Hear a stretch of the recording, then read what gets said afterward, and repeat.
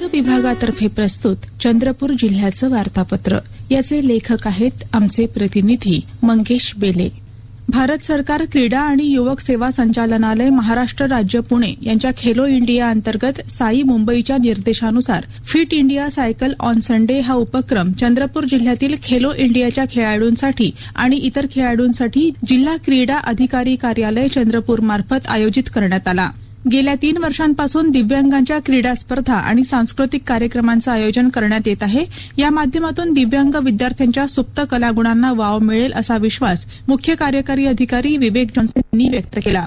Police मुख्यालय ground इथं आयोजित दिव्यांगांच्या जिल्हास्तरीय क्रीडा स्पर्धेच्या शुभारंभाप्रसंगी ते बोलत होते. दिव्यांगांच्या सर्वांगीण विकासासाठी स्वतंत्र दिव्यांग कल्याण विभाग कार्यान्वित करणारं महाराष्ट्र हे देशातलं पहिलं राज्य आहे. जिल्हा अपंग पुनर्वसन केंद्र DTRC सुरू करण्यात येत आहे. जिल्ह्यातील सर्व दिव्यांग बांधवांची आरोग्य तपासणी करून प्रमाणपत्र आणि शासकीय योजनांचा लाभ देण्यात येत आहे. दिव्यांगांच्या सर्वांगीण विकास आणि सक्षमीकरणासाठी करण्यात येत आहे. या माध्यमातून दिव्यांग विद्यार्थ्यांच्या सुप्त कलागुणांना वाव मिळेल असा विश्वास मुख्य कार्यकारी अधिकारी विवेक जॉन्सन यांनी व्यक्त केला.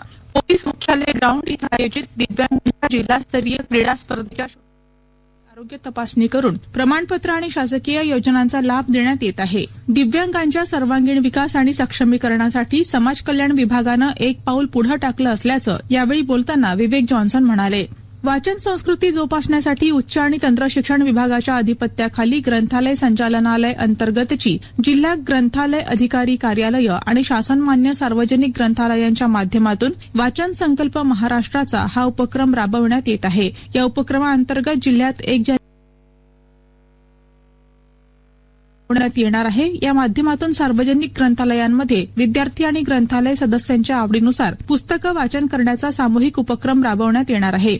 राज्यात नगदी पीक समजल्या जाणाऱ्या कापसाचं उत्पादन मोठ्या प्रमाणात घेतलं जातं. मात्र त्यामानानं यंदा जिल्ह्यात कापसाचं उत्पादन कमी आहे. त्या तुलनेत खासगी बाजारपेठेत कापसाला अत्यल्प दर मिळत आहे. सोयाबीननं शेतकऱ्यांच्या डोळ्यात पाणी आणलं आहे. सोयाबीनचे दर 4,000च्या खाली असल्यानं शेतकरी आर्थिक कोंडीत सापडले आहेत. त्याचप्रमाणे यंदा पावसामुळे तसंच पुरामुळे शेतीचं मोठं नुकसान झाल्यानं कापसाचं उत्पादन कमी झालं आहे. कापूस पिकावर मोठ्या प्रमाणात खर्च होत असल्यानं कमी दरात कापूस विकणं शेतकऱ्यांना परवडत नाही. त्यामुळे नववर्षात कापसाचे दर वाढावेत अशी अपेक्षा शेतकऱ्यांकडून व्यक्त केली जात आहे. राज्य सरकार खरीप पणन हंगाम 2024-25 मध्ये किमान आधारभूत किंमत खरेदी योजनेअंतर्गत धान भरड धान्य खरेदीसाठी ऑनलाईन पोर्टलवर शेतकरी नोंदणी करण्यासाठी आधी 31 डिसेंबर 2024 पर्यंत मुदत दिली होती. मात्र नोंदणी प्रक्रिया पूर्ण झाली नसल्यानं शेतकऱ्यांची चिंता वाढली होती. त्यामुळे आमदार मुनगंटीवार यांनी राज्याच्या अन्न आणि नागरी पुरवठा विभागाचे सचिव रणजित सिंग देओल यांच्याशी चर्चा करून खरेदीसाठी ऑनलाईन नोंदणीसाठी 15 जानेवारी 2025 पर्यंत मुदतवाढ देण्याचे आदेश राज्य सरकारनं दिले आहेत.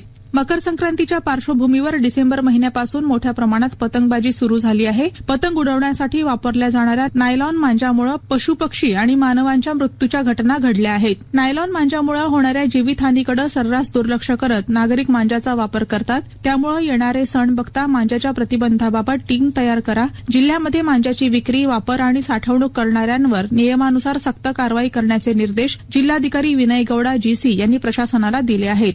पिण्याच्या पाण्याच्या रिकाम्या प्लॅस्टिक बाटल्यांपासून पर्यावरणपूरक अशा बॅरिकेड्सची निर्मिती करण्यात आली. त्यानंतर या बॅरिकेड्सचा वापर वृक्ष संवर्धनासाठी केला जात आहे. हा अभिनव उपक्रम जिल्ह्यातील राजुरा तालुक्यातील कळमना गावचे सरपंच नंदकिशोर वाढई यांच्या पुढाकारातून सुरू करण्यात आला. या उपक्रमाला गावातील गुरुदेव सेवा मंडळाचे कार्यकर्ते, ज्येष्ठ नागरिक, सामाजिक काम करणारे होतकरू तरुण यांचा उत्स्फूर्त प्रतिसाद मिळत आहे. स्वच्छ भारत मिशन टप्पा 2 अंतर्गत कुटुंब स्तरावर वैयक्तिक शौचालय, घनकचरा आणि सांडपाणी व्यवस्थापन या बाबींची प्रभावीपणे अंमलबजावणी होऊन स्वच्छतेची सवय अंगीकृत करणं, नियमितपणे वापर करणाऱ्या कुटुंबांना प्रोत्साहन देणं, त्यांचं अनुकरण करण्याकरिता इतर ग्रामस्थांना आणि कुटुंबधारकांना वैयक्तिक स्वच्छता सुविधा आपल्या घरात किंवा परिसरात उपलब्ध करून देण्यासाठी चंद्रपूर जिल्ह्यात 1 जानेवारी ते 20 जानेवारी या कालावधीत स्वच्छ माझं अंगण अभियान राबवण्यात येत आहे. राज्याचे दुसरे मुख्यमंत्री आणि चंद्रपूर जिल्ह्याचे सुपुत्र दिवंगत दादासाहेब कन्नमवार यांचा शतकोत्तर रौप्य महोत्सवी सोहळा येत्या शुक्रवार दिनांक 10 जानेवारी रोजी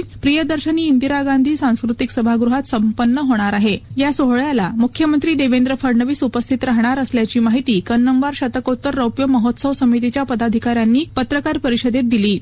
आताच आपण ऐकलत वृत्त विभागातर्फे प्रस्तुत चंद्रपूर जिल्ह्याचं वार्तापत्र.